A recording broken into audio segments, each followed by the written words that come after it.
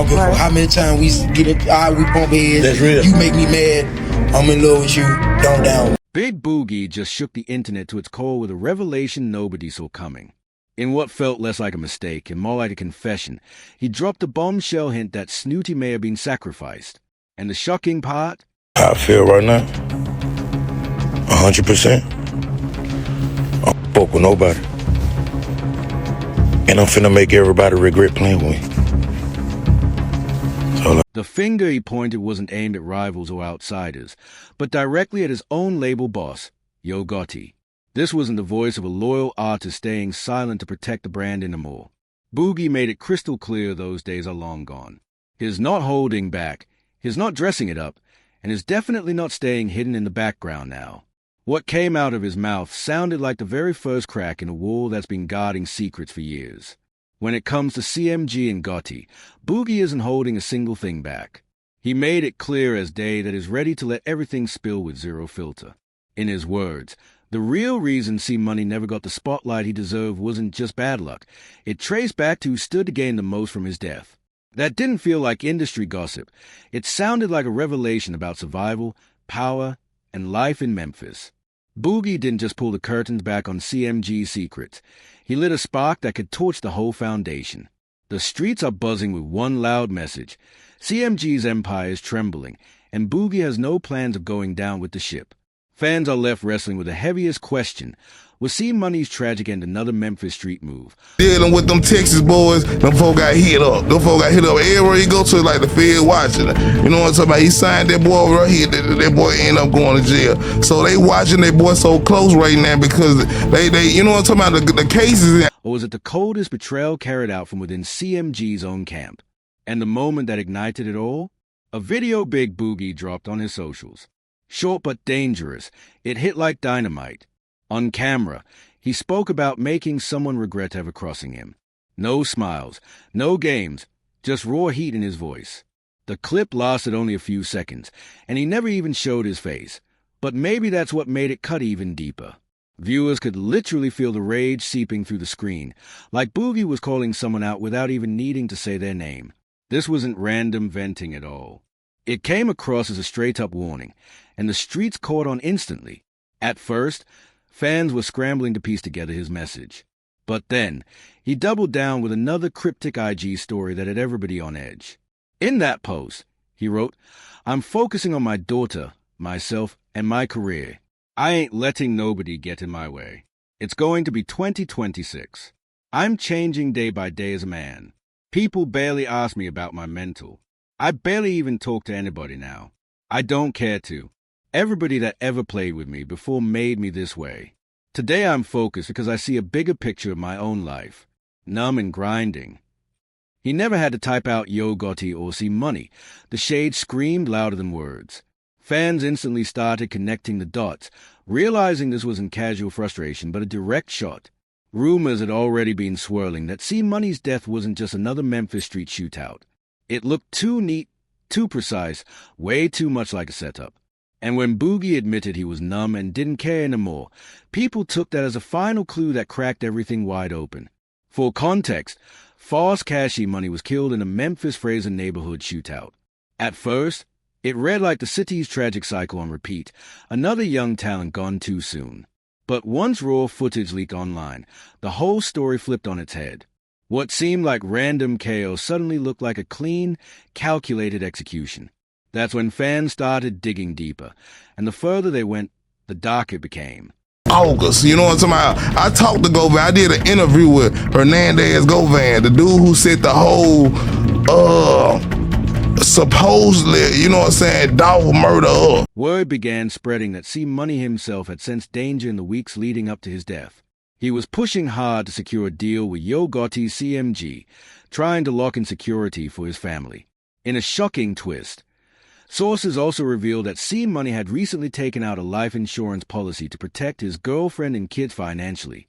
In Memphis, with all the smoke around CMG, that move didn't surprise many. But what left people speechless was what happened immediately after his death. C-Money's girlfriend, K.A., had to launch a GoFundMe just to cover funeral costs and care for the kids. She shared the link under a heartbreaking Facebook tribute, writing, Courtney taught me so much. So happy we got to love on each other. You took my heart with you for real. All I can do is play your music to hear your voice. Fans were stunned because Coney was never the type to leave his family struggling. Whispers spread that he had already put security plans in place. But then, a leaked CMG contract surfaced on Reddit showing he was owed a payout upon death. That money? Gone without a trace. People expected Yo Gotti to step in for Coney's family. After all, repping CMG had painted the target on his back. But Gotti stayed completely silent. No post, no tribute, no financial help, absolutely nothing. That silence cut deeper than a diss record, fueling rumors that Gotti sacrificed C money for profit while leaving his loved ones to suffer. And the wildest part? Coney had signed with CMG just one day before his murder. He was celebrating with friends when a car pulled up spraying bullets. Houses were hit, but somehow only Coney died. Was it random chaos, or a hit stage to look like one? Before signing to CMG, C-Money already had the city buzzing. That deal was supposed to elevate him, but friction started instantly. He wanted meetings, rollout strategies, and a real push for his career, but Gotti brushed him off like he was disposable. And if you know Memphis politics, CMG and young Dolph's PRE were at war. After Dolph's murder, all eyes shifted to Gotti and his brother, Big Juke. Whispers tied Juke to the coal, and when Hernandez Govan, Juke's associate, was arrested, the streets grew louder. Then Juke himself was shot dead, fueling talk of karma, revenge, or maybe both. Through it all, Gotti ran CMG like a mob boss, demanding loyalty, enforcing rules, punishing anyone who stepped out of line. For years, artists like Glorilla, Fortitude Doug, Moneybagg Yo, and Black Youngster played their roles. But after Dolph's death, that boss image stopped looking powerful and started looking poisonous. Slowly, CMG's lineup began slipping away until only Glow remained holding up the brand. Knowing his empire was falling apart, Gotti changed tactics. He went ghost, reshaped contracts, and quietly cut off anyone who didn't match his new vision. Take Black Youngster, once Gotti's most loyal soldier, his right hand in the trenches. But when the strategy shifted, Youngster turned from an asset into a liability. That's when Gotti started searching for fresh blood to rescue CMG. Enter Coney. But here's the catch. Gotti never viewed him as a next superstar. He saw him as a pawn, a piece to maneuver in his collapsing empire. By the time Coney figured that out, it was already too late. Coney's death broke Big Boogie. In his first post, he poured his heart out. Coney Smith, Jesus' brother. I'm hurt to my heart. My favorite rapper from day one. I'm hurt about you, boy. He even canceled his Memphis birthday bash, writing, I'm straight on Memphis. Birthday bash canceled. You guys lame forever.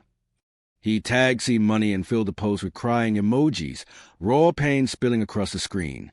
To outsiders, it looked like grief, but insiders read it as Boogie taking a step back before violence touched him too. Fans even applauded him, saying that move might have saved lives. But silence couldn't last. Soon Boogie started firing off cryptic warnings like, everybody going to regret what they did, and said, watch this. Going silent is my final warning. At first, people brushed it off as venting. But after Coney's murder and Gotti's chilling silence, those words no longer sounded like rants. They sounded like threats. Then came Stan G's explosive no-jumper interview. He didn't bite his tongue, telling Black Youngster and the entire CMG camp to stay alert because, in his words, Yo has no problem cutting people off, not just from the label, but from life itself. That wasn't just gossip. That was a dagger aimed straight at a crew already shaken by C-Money's death. And just like that, the focus shifted. The target wasn't only on Gotti anymore. It was now blazing over Big Boogie. Boogie was the only one bold enough to keep sending out cryptic signals while the rest of the camp stayed quiet. His posts weren't random noise. They read like smoke signals coming straight from inside the blaze. But here's a chilling reality. If Yo Gotti really played a role in Coney's death, what makes Boogie untouchable? Silence doesn't equal safety. It feels more like a clock ticking down. And that's the fear gripping fans everywhere. If Gotti could make one move like that, what's stopping him from pulling the trigger again? Every caption, every clip, every warning Boogie drops has people torn between two haunting thoughts. Is he warning the world, Or is he really warning himself? One thing's undeniable. The streets are wide awake, and all eyes are locked on CMG. This story, it's far from over.